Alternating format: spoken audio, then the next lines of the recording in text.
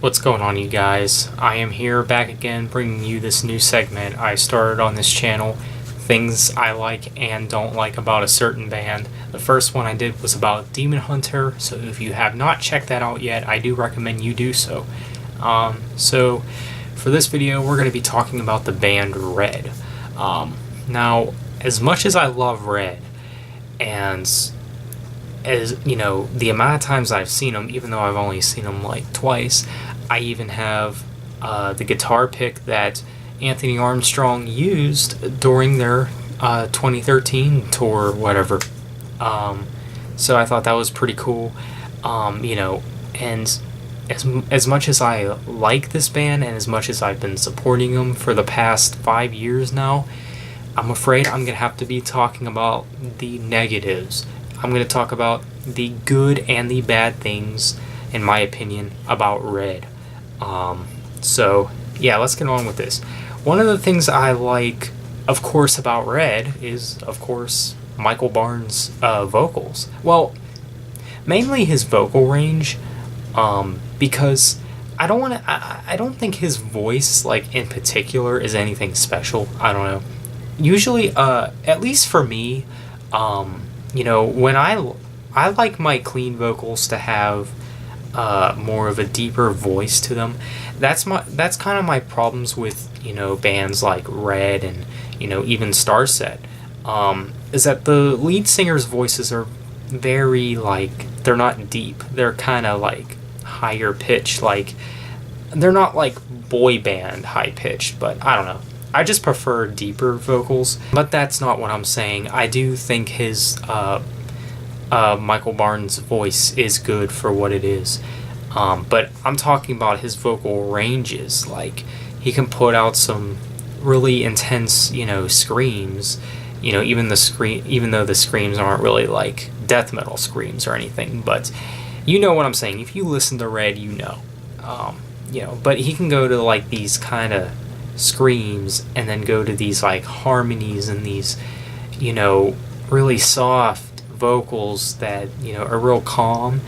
That's the one thing that I like about Red, is how the escalation of how Barnes can scream, and how soft and mellow he can make his voice. I think that's really great. So yeah, I think the vocal ranges in Red are one of the things that I like, of course. Another thing that I really like about Red is the instrument work. The instrument work, I gotta say, is pretty darn good. Especially in Of Beauty and Rage. Instrumentally, I think that's their best record. Because you got all kind of stuff. I wouldn't say it's experimental. I mean, it sounds kind of like Innocence and Instinct. But they did, I feel like, made it, even better, I think. I think Of Beauty and Rage is probably my favorite Red album. We'll see how the next one turns out, but yeah. So yeah, I love the instrument work that's put into it, into Red's music, except for Release the Panic. You'll hear me bash Release the Panic a lot in this video. The instrument work on that album it sucked.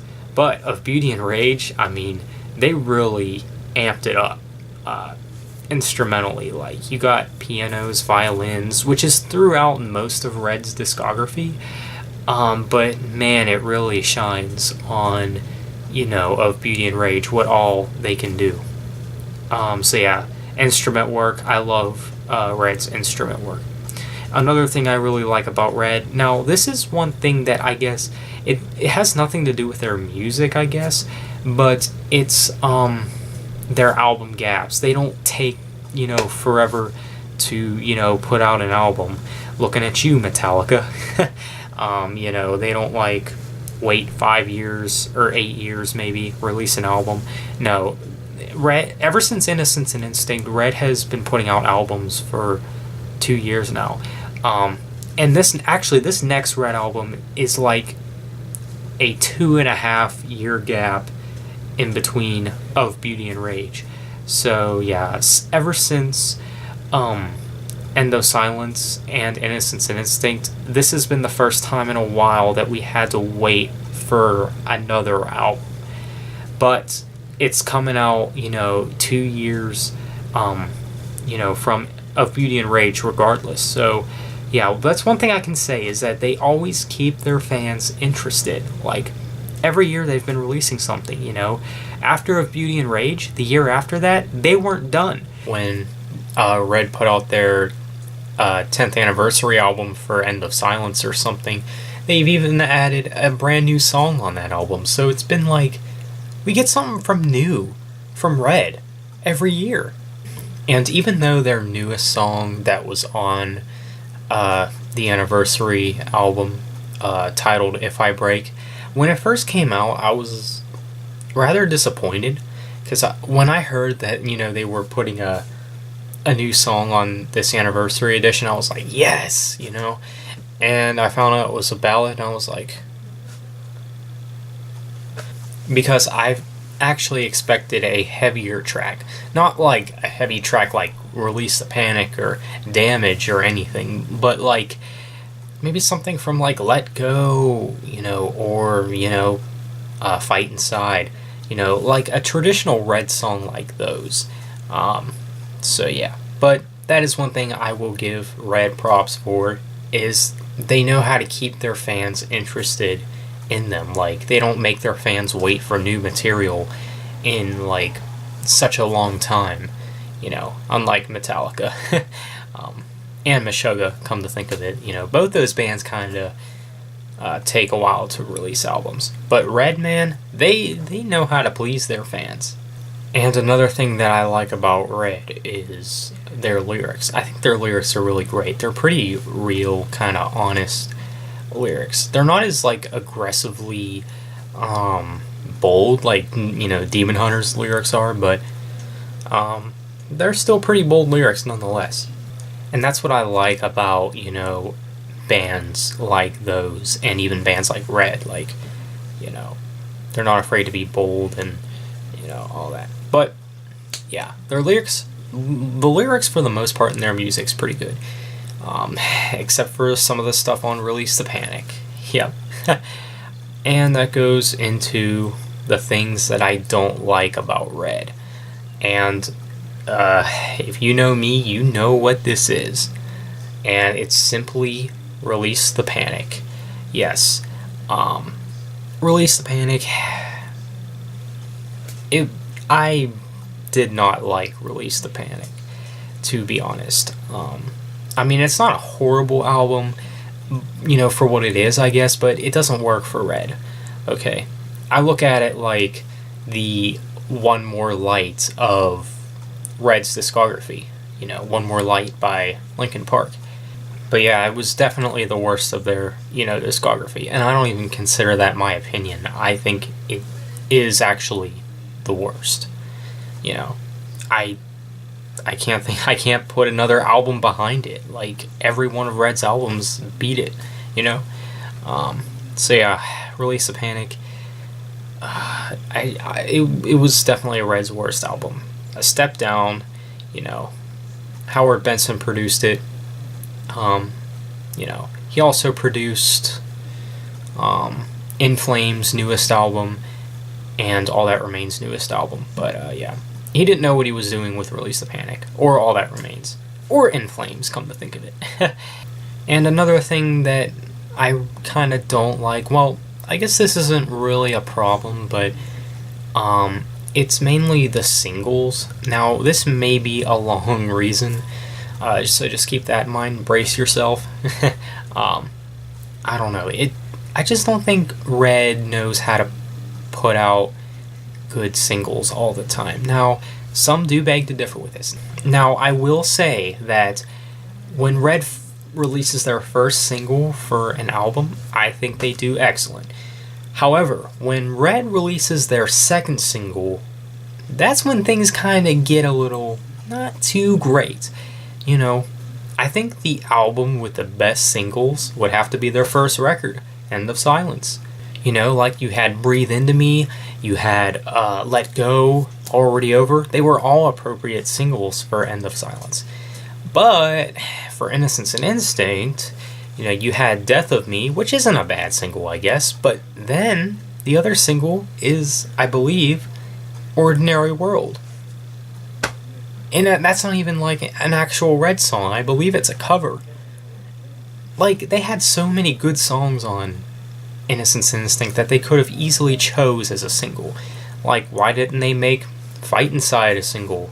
Mystery of You, Confession, Shadows. Any of those would have been better than Ordinary World. I actually don't really like this song, like, in general. It's probably my least favorite on the record. But then we have Until We Have Faces. Now, the singles on Until We Have Faces are kind of middle of the road. You had Feed the Machine, Lie to Me, and Faceless, if you count that as a single. I actually thought Let It Burn would have been a great single, because even though it's not a single, I think it's like one of the most popular songs on that album. So yeah, Until We Have Faces singles are kind of middle of the road for me. And Release the Panic,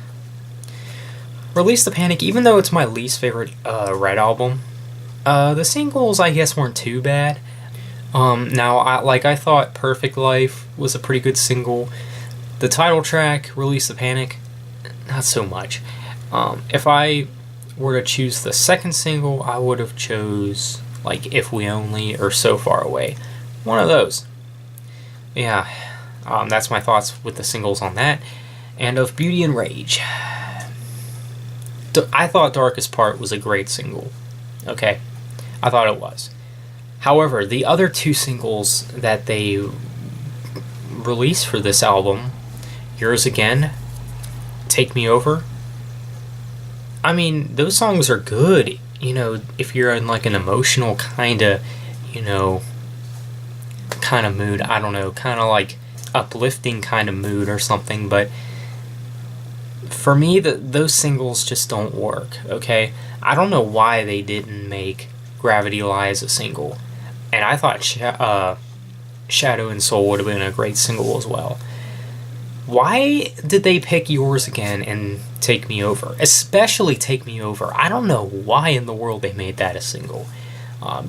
Because it's so, maybe it's hip with the, youth group crowd or something. Well, oh well. Sometimes they put out good singles. Well, at first, when they release their first single, it's usually pretty good. However, when Red puts out, the singles after their first single, that's when things kind of go downhill. But for the most part, they're all pretty good. Now, I'm not saying that all of Red's singles are bad. They're all good songs for what they are. I'm just saying, are they single worthy, I guess you could say. But yeah, singles, kind of a mixed bag for me.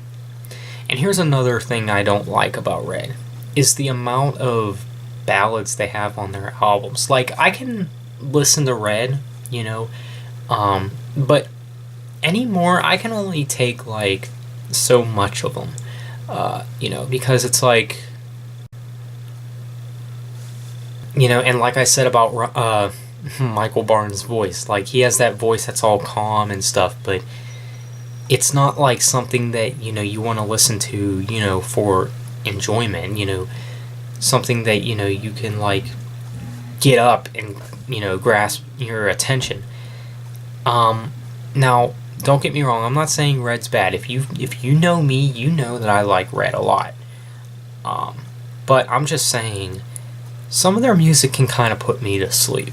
A lot of their music is very soft, and that's one of the things that I just don't like about them. I feel like they could be more heavy. I feel like some of their songs could be more upbeat, and no, not like Take Me Over upbeat. But that's another problem. But yeah, guys, those are the things that I like and don't like about Red. So, I want you guys to tell me, what things did you like and not like about Red? You can be honest, leave that down in the comments. Be sure to leave a like as well, and don't forget to subscribe. And yeah, I will have another what I like and don't like about a certain band kind of video. I don't know what band I should do next. I'm thinking about either Breaking Benjamin or In Flames next. So yeah, stay tuned guys. Thanks for watching.